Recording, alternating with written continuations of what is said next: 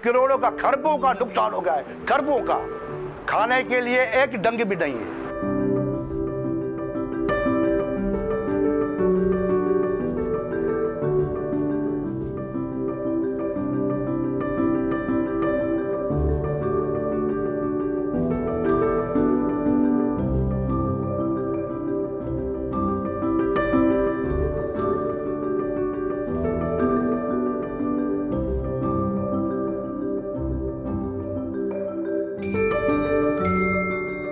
ये जो इस साल की मानसून की बारिशें हुई कुछ जो पहले आ गई हैं, ये 30 साल में कभी ऐसे नहीं आई। जो हमसे पीछे के तजर्बेकार लोग हैं वो बता रहे हैं 30 साल में ऐसी बारिशें नहीं आई।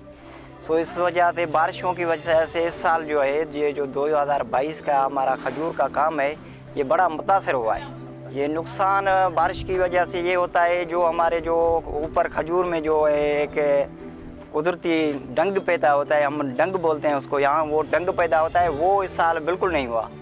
वो जो हमारी खजूरें खारकें हैं, खारक बनती है, जो खजूरें बनती है वो जो है इंटरनेशनल जाती हैं, वो इस साल एक भी नहीं बनी हमारे इलाके में। वो जो खजूरों की जगह वो खट्टी हो गई है, वो गिर रही है नीचे, पर बहुत ज़्यादा गिर रही है इस साल, और इसमें हमारा खर्चा भी डबल हो गया है। और जो खजूरें हैं वो बहुत मुतासर हुई हैं, उतना नहीं पैदा देंगी जितना आप वो पहले देती थी।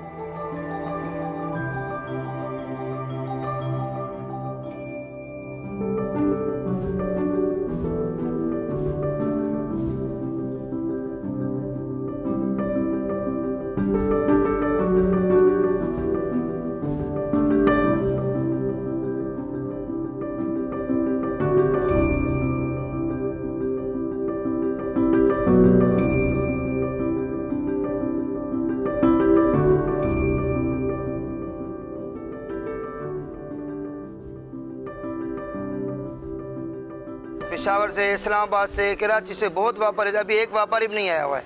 सारी मंडी देखो ना बिल्कुल खाली पड़ी हुई है, बहुत ही नुकसान है। सुहाना फिर भी अच्छा बनता है, खजूर नहीं बनती। खजूर जो होती है ना आधी कच्ची पक्की जो होती है ना, उस पर जो है ना बरसात पड़ती है ना वो बिल्कुल फिर ख़त्म हो जाए। सुहाना फिर भी कढ़ाई में पकता है ना तो वो उसमें थोड़ा बहुत जान पड़ती है। दोनों को नुकसान है ना सही। तो ज़मींदार भी हमारे से एडवांस लेता है, जब वो उसको कुछ बचेगा ही नहीं तो हमारे को क्या देगा।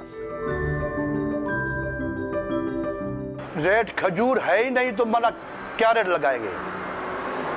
चलाने के लिए भी खजूर नहीं है, क्या चलाऊं?